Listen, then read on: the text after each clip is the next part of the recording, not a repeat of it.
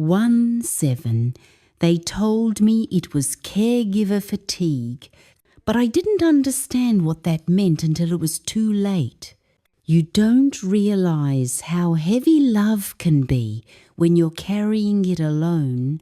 They said my heart simply gave out of failure of muscle, of rhythm, of time. But I know better. It wasn't my heart that failed.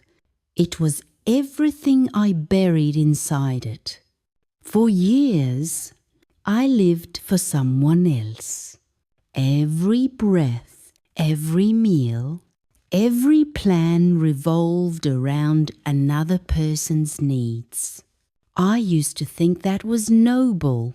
Now, lying here with wires where tenderness used to be, I see it for what it was, slow, quiet self-erasure dressed up as devotion. My name is Margaret. I was a wife for 50 years. My husband, Harold, was the kind of man who filled a room loud, stubborn, magnetic. The world loved him. When he got sick, that world grew smaller until it fit inside our house. One bed, one medicine chart. One woman who refused to rest. He became nurse, cook, cleaner, guardian, and ghost. I slept light, ate fast, lived on coffee and gill. Every morning began with the sound of his cough. Every night ended with the hum of the oxygen machine. I told myself it was love, and it was, but love can become a cage when you forget to leave the door open for yourself. People used to ask how I managed. You're so strong, they'd say. Such a good wife. I'd smile and tell them I was fine. I wasn't. I was breaking quietly, piece by piece, heartbeat by heartbeat.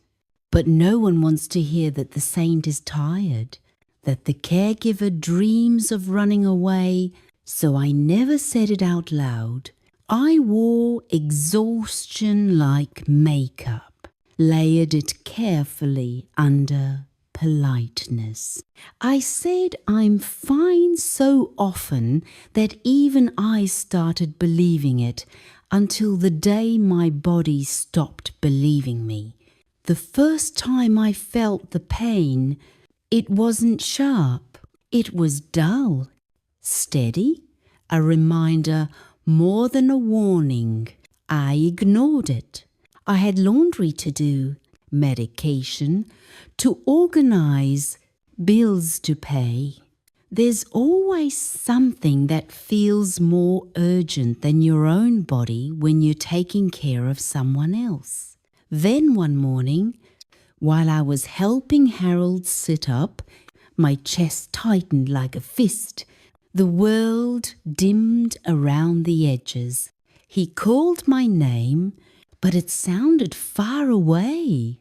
I remember thinking, not now. He still needs me. That was my last thought before I collapsed.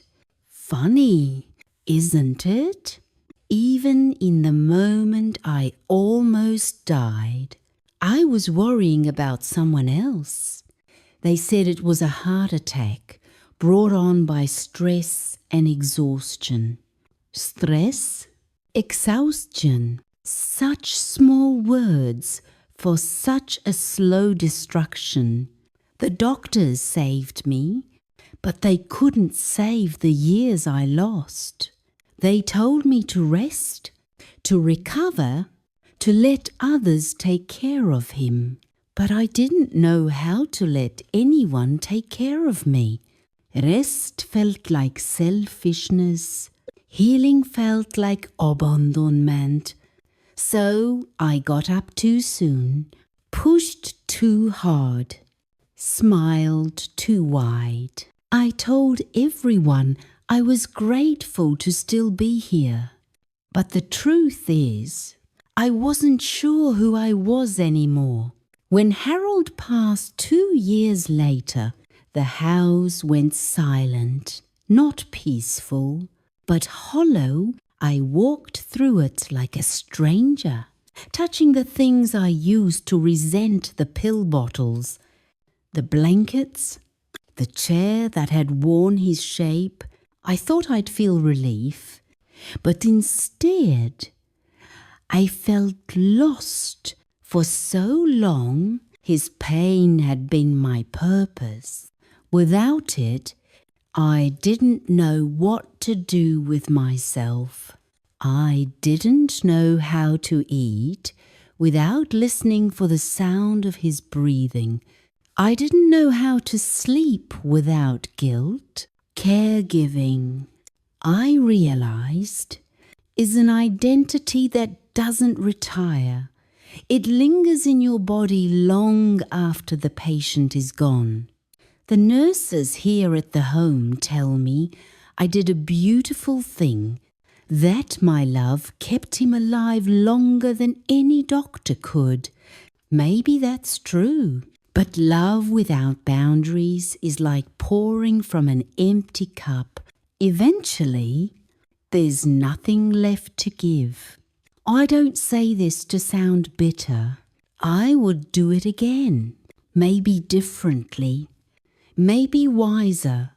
I just wish someone had told me that taking care of yourself isn't betrayal, that it's part of the same promise to love, to endure, to live. Sometimes, when the younger nurses talk about their families, I want to tell them, don't lose yourself in someone else's illness. Be there, yes. Love deeply, yes. But don't disappear.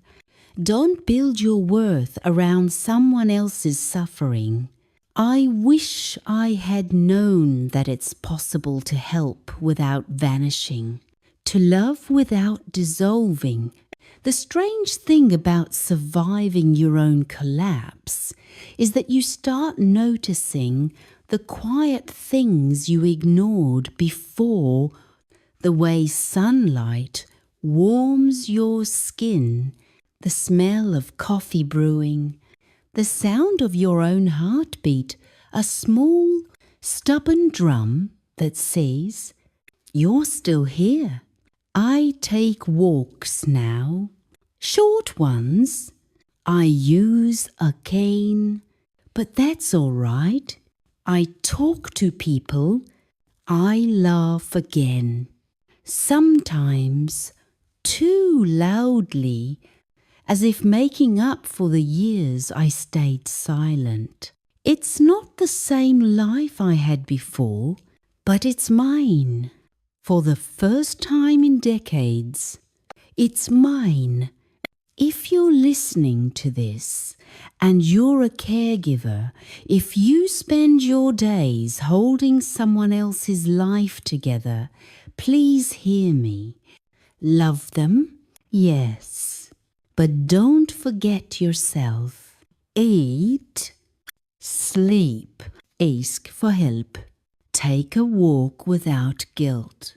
Because the truth is, no one wins when you fall apart. You can't pour from an empty heart. You can't heal someone else while quietly dying inside. And when they're gone, when the house grows still, you'll need something left of yourself to come back to. Sometimes I dream of Harold. He's healthy again, standing in our old kitchen, smiling that boyish smile. He says, "Sit down, Madge, rest a while, And in the dream, I do, for once, I let him take care of me. I wake up crying, not from sadness, but from the relief of it, because maybe love doesn't mean carrying someone forever. Maybe it means learning when to set them down gently and still love them from a distance. The nurses tell me my heart is weak. They monitor it, adjust my medication, watch me closely. But I think in some strange way, my heart is stronger than ever.